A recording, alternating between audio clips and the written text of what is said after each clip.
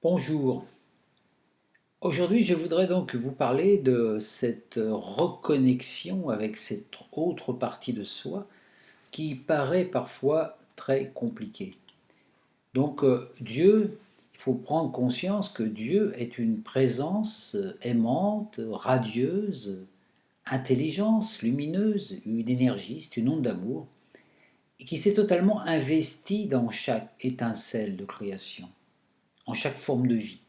Il est présent, prêt à répondre, prêt à tout donner, l'abondance, la joie, la paix, le bonheur, et il a octroyé à ses créatures, c'est-à-dire nous, entre autres, le libre arbitre, nous laissant le choix de le reconnaître comme Père, de l'aimer, et d'obtenir donc tous les bienfaits possibles, ou de ne pas le reconnaître, de l'ignorer, de le rejeter, ou de le bafouer, en faisant du mal à d'autres créatures, en détruisant ce qu'il a créé, en polluant ce qu'il a offert. Il est important de ne pas garder cette image d'un Dieu comme étant un personnage assis dans le ciel qui favorise certains, qui favorise d'autres, qui accomplit la volonté de certains et pas celle d'autres. Dieu est un être, c'est l'être, il n'existe pas, il est un courant d'amour impersonnel, créateur, plein d'énergie et qui nous donne la capacité et la liberté d'être ce que nous choisissons d'être. Nous pouvons donc vivre avec lui ou sans lui, c'est notre choix.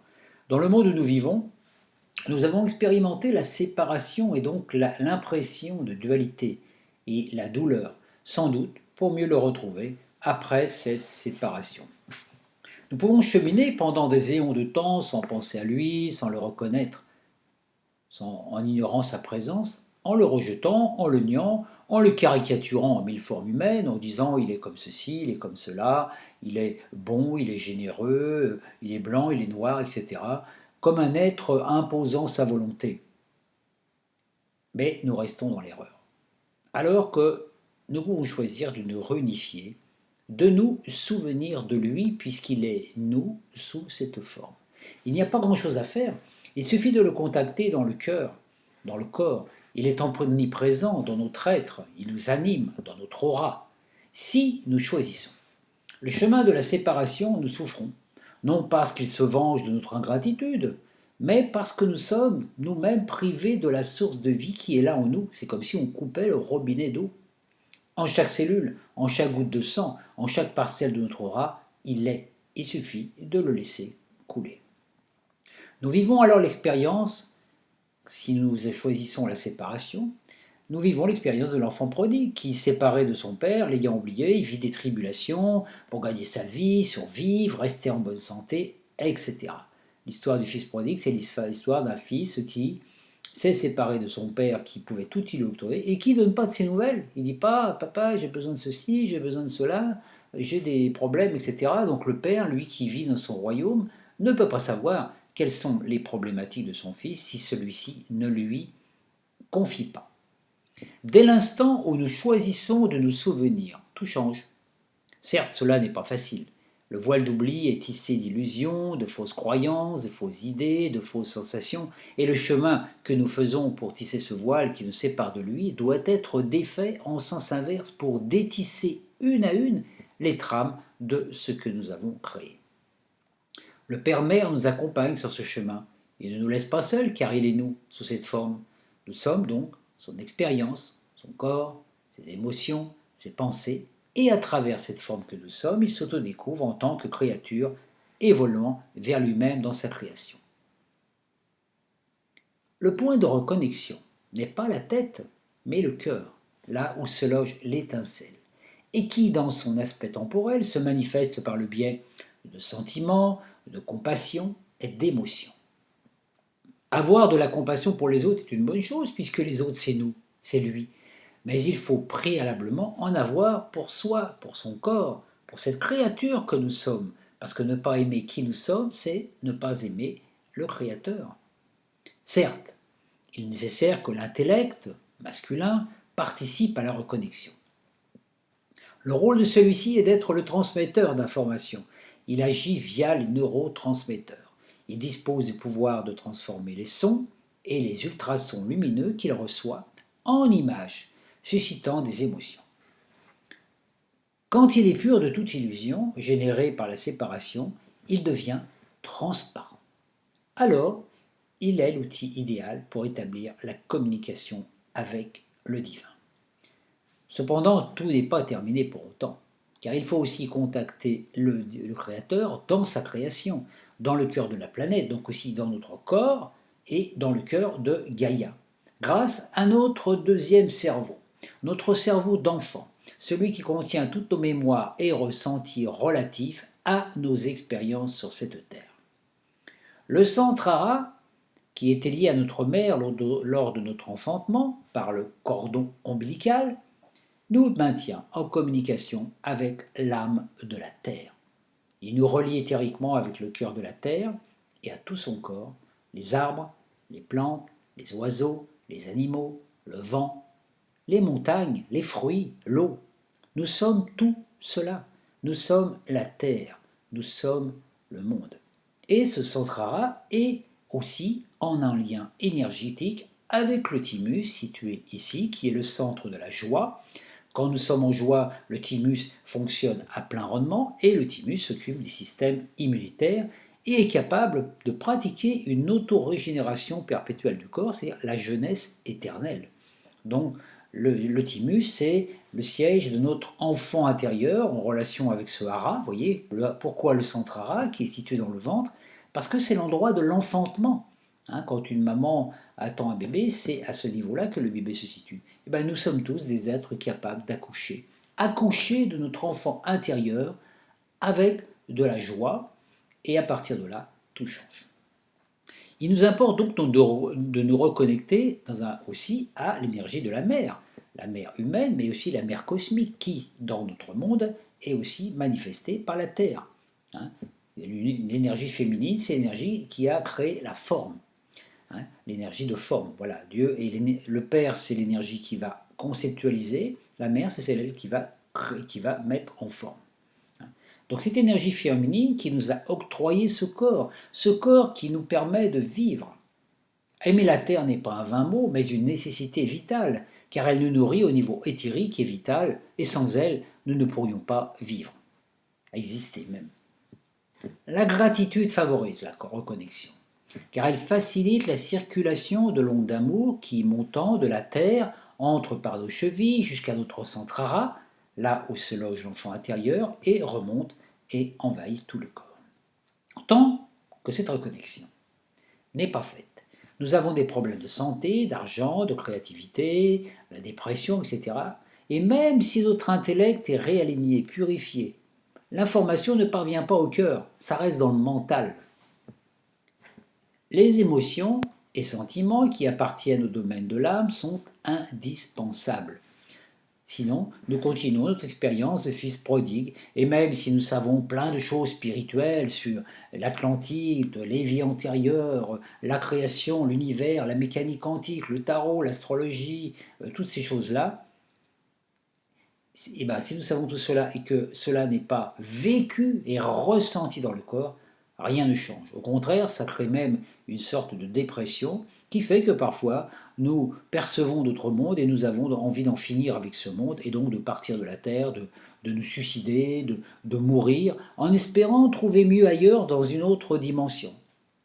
Agir ainsi, c'est renier la création et son intelligence et se condamner à souffrir. Il n'y a pas de meilleur ailleurs autre part. Le meilleur ailleurs est ici, dans un plan d'émotionnel, même dans notre plan de troisième dimension, où nous sommes une troisième dimension dissociée, nous devons rétablir le lien pour accéder à une troisième dimension unifiée.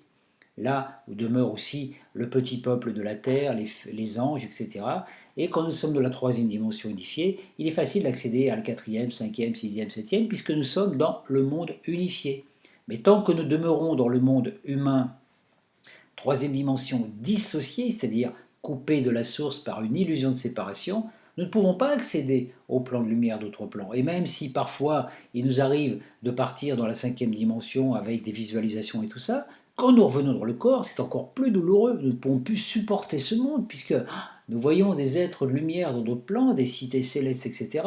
Et nous revenons dans le corps physique où, là, ici, sur la Terre, ça paraît l'enfer. Alors, on attend une ascension, on attend d'être sauvé par des extraterrestres, on attend de partir ailleurs en disant ah, ailleurs, ça sera meilleur. Mais cet ailleurs meilleur n'existe pas. Le paradis et l'enfer sont des états d'âme. Et c'est nous qui croyons ici. Donc nous pouvons vivre sur une terre, l'enfer, ou le paradis. Certes, ça demande un effort pour partir du monde de la dualité et de l'enfer pour arriver à cette étape. Il faut de la volonté. Hein, c'est comme la personne qui veut grimper au sommet d'une montagne. Il doit prendre son bâton, son sac à dos, monter. Et puis sur le chemin, il y a des épreuves, il y a des trous, il y a des détournements. Le chemin n'est pas facile et direct. Et chacun fait son chemin. Même si nous partons à 50 sur un chemin pour ascensionner une montagne, chacun vit son chemin. Il y en a qui vont se tordre les jambes, il y en a qui vont arriver en haut pimpant et frais, il y en a qui vont arriver en haut, ils vont être épuisés. Donc c'est le chemin individuel, tout en faisant partie du collectif. Mais il faut vaincre cette force d'inertie qui nous donne l'impression d'être là, puis d'attendre. Nous attendons quoi? Nous attendons des miracles. Alors que tous les êtres de lumière, des plans supérieurs, nous ont apporté des informations sous forme de méditation, par l'intermédiaire des médiums, des channels. Et qu'est-ce que nous en faisons? Nous attendons sans arrêt autre chose. Nous voulons la méthode miracle, la phrase clé qui fait qu'on prononce ça, hop, le miracle s'accomplit. Mais un tel miracle n'arrive pas. C'est une question de nous-mêmes. Notre corps est comme une terre. Nous avons des semences, nous avons des graines dedans. S'il y a des mauvaises herbes, il faut les enlever. Et personne que d'autre que nous, au niveau personnel, ne pouvons faire ce travail. Même un thérapeute peut vous aider à dire tiens, là, il faut désherber, tiens, là, il y a un peu d'herbe, tiens, là, voilà. Mais c'est pas lui qui fera le boulot à notre place. Il nous donne les outils pour le faire. Le point de réunification entre le Santrara, qui est un petit soleil, qui est lié au petit soleil de l'intraterre, et le centre Ajna, ici, le troisième œil, qui lui est lié au soleil galactique, le soleil central galactique, donc l'étoile Sirius, hein, et le cœur, lui, est lié au soleil visible, celui que l'on voit dans le ciel. Hein, c'est l'aspect du Fils. Donc vous voyez, il y a le Père, le soleil galactique, la Mère, le soleil central de l'intraterre, et le Fils, qui est l'union du Père et de la Mère. Donc réunifier la tête et le Santrara par l'intermédiaire du cœur, c'est notre travail à faire. L'astrologie est très révélatrice à ce niveau-là, puisque le signe solaire et le signe ascendant représentent justement le travail que nous avons choisi, la méthode que nous avons choisie. Et la méthode que nous avons choisie est notre méthode à nous. Nous avons choisi deux archétypes zodiacaux, le signe solaire qui représente l'énergie de notre âme, le signe ascendant qui représente notre connexion avec la Terre et avec ce corps physique. Et le but, c'est de faire la symbiose entre les deux pour renaître, nous transformer. Renaître en tant que fils de l'homme. Donc ça, c'est très important de pouvoir percevoir cela. Donc, une fois que la connexion est accomplie, nous devons devenir solaires, rayonnants, chaleureux, courageux, aimants, généreux, sages, afin que notre corps, irradié par l'onde d'amour solaire, rayonne cela par notre aura et profite à tous. Ainsi, la réunification des trois soleils accomplie permet la renaissance, en tant que fils de l'homme, OM. Notre esprit, alors, connecté directement au Père Céleste, notre corps à la Mère Terrestre et notre cœur à notre âme, au Soleil, au Christ qui rayonne sa lumière. Nous ne pouvons réunifier l'esprit et le corps sans passer par l'âme qui est l'intermédiaire. Elle est la psyché qui seule peut nous réunifier à Eros, qui lui va nous envoyer va nous amener dans le 7e ciel. Dans le monde de la séparation où nous vivons, de deux polarités se sont trouvées séparées. L'intellect lié à l'esprit masculin, qui est d'énergie feu-air, et les émotions et les sensations liées au corps animal et astral, qui est d'énergie eau-terre, le féminin. Notre travail consiste donc à relier le ciel et la terre par le cœur. L'air et le feu sont immatériels. Il est impossible de les toucher, de les voir. Le feu céleste est invisible, mais ne se manifeste dans le visible que par un amas de particules lumineuses, une lumière donnant l'impression de. Mais ce n'est pas le vrai feu. L'air aussi est invisible. On ne peut le saisir ou le voir. On ne peut que voir ces manifestations par le biais des placements des marées, des nuages, etc. L'esprit est toujours invisible. L'eau et la terre, quant à eux, sont visibles et palpables, comme notre corps, alors que notre corps mental, sensoriel et émotionnel ne le sont pas. La reconnexion avec Dame Nature est le premier pas, mais il ne suffit pas, car tant que le lien n'est pas rétabli, nous vivons dans un corps d'illusion et de souffrance, manque d'énergie vitale, et nous périclitons. Le second pas consiste donc à relier au ciel via l'intellect par la prière, l'étude, l'expansion de conscience. Développer uniquement l'intellect ne peut faire de nous des savants, mais jamais des êtres réalisés, car tant que le corps n'a pas reçu les nouvelles informations captées par la pensée, rien ne change. On a l'impression d'aller mieux parce qu'on sait des choses qui rassurent, mais ce n'est qu'un effet placebo, et cela ne résout pas nos problèmes terrestres, santé, travail, argent, etc. C'est la raison pour laquelle le chemin d'initiation paraît si difficile, car nous devons développer à la fois un intellect pur, une conscience élargie et un corps émotionnel générateur de bonnes émotions, sensations, de compassion, d'amour et de bonté. Accomplir le chemin, le mariage alchimique entre notre esprit, qui est notre signe solaire astrologique, et notre corps, qui est notre signe ascendant astrologique, s'accomplit dans le cœur, le siège de l'âme. Le thème astrologique révèle beaucoup d'informations par rapport à ça, et c'est pour ça que je vous parle de cela, parce que depuis plus de 30 ans que je fais de l'astrologie, c'est par l'intermédiaire d'un thème que je peux donner des informations plus précises à certains. Quand le cerveau émotionnel subit un stress, il met toute l'énergie du corps au service de la survie. Les instincts primaires, l'autodéfense, il active le système immunitaire. Et pour cela, il coupe toute activité du cerveau rationnel. C'est la raison pour laquelle il est impossible de penser quand on est face à un danger. On est hypnotisé, on est paralysé. Une fois le stress passé, tout entre dans l'ordre. Mais si les traumatismes sont trop fréquents, la petite glande située proche de l'hippocampe reste active et maintient le cerveau rationnel en veille. Et on ne peut plus rationaliser et faire de projets. On reste en état de vigilance et de survie permanente. La peur gouverne alors notre vie, on devient dépressif, l'enfant intérieur s'angoisse, il ne peut se développer. Alors, notre corps vital s'atrophie. Difficulté d'assimiler, de digérer, même l'excrétion, etc. Nous tombons malades et nous avons l'impression qu'aucun remède ne semble agir. Si la méditation et l'étude peuvent donner un coup de main, cela ne suffit pas.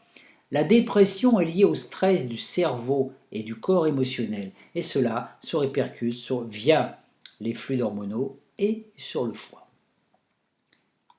Nous héritons tous d'un savant mélange ADN issu de nos lignées familiales, père et mère, et puis de nos lignées galactiques, ce qui nous donne une banque d'informations des possibles à vivre.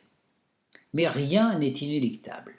La loi d'hérédité telle qu'on la connaît est une pure illusion, née de notre intellect coupé de la source. Toutes les infos de l'ADN collectif sont en nous, mais ne sont activées que celles à laquelle nous portons attention, consciemment ou non. Tant que des mémoires inconscientes polluent l'information, nous vivons dans l'illusion, la souffrance et l'impression de transmission de problèmes héréditaires. Le corps physique ne peut être réactualisé et réinformé sur son ADN source, Christ, que lorsque le corps mental, émotionnel et sensoriel sont purifiés des scories antérieures. L'information provenant du soi, conceptuelle et abstraite, l'ultrason, les ondes lumineuses, est captée par l'intellect qui la transforme en image.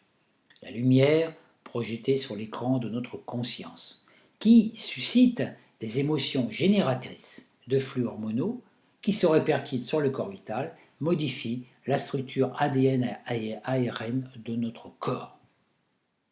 Sans l'intermédiaire des émotions, rien ne se passe. C'est le prix à payer ici-bas. La reconnexion avec soi passe par le corps, la nature, la terre, et quand on devient la terre, pas uniquement au niveau intellect, on ne peut manquer de rien.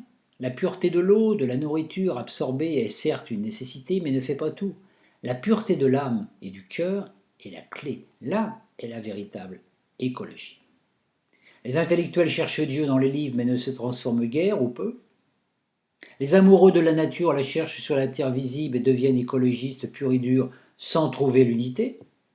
Seuls les disciples de la vie initiée peuvent espérer la transformation du corps par l'esprit grâce à leur âme. Ils peuvent comprendre le plan de la création, mais aussi le ressentir comme étant une partie du plan qui se réalise. Aucune forme de vie n'est inutile, tout a son utilité. Une fois la connexion établie et ressentie, on se sent alors un avec l'onde d'amour que l'on appelle Dieu, le Créateur androgyne. On est lui, on est tout l'univers, on est pure énergie, amour, compassion, et tout est accompli. On ressent que tout ce qu'on voit, les autres humains, le soleil, les étoiles, la lune, les animaux, les arbres, sont nous, sous une autre forme, qui vient vers nous pour échanger des informations nous permettant de co-créer une nouvelle Terre. Merci de votre écoute.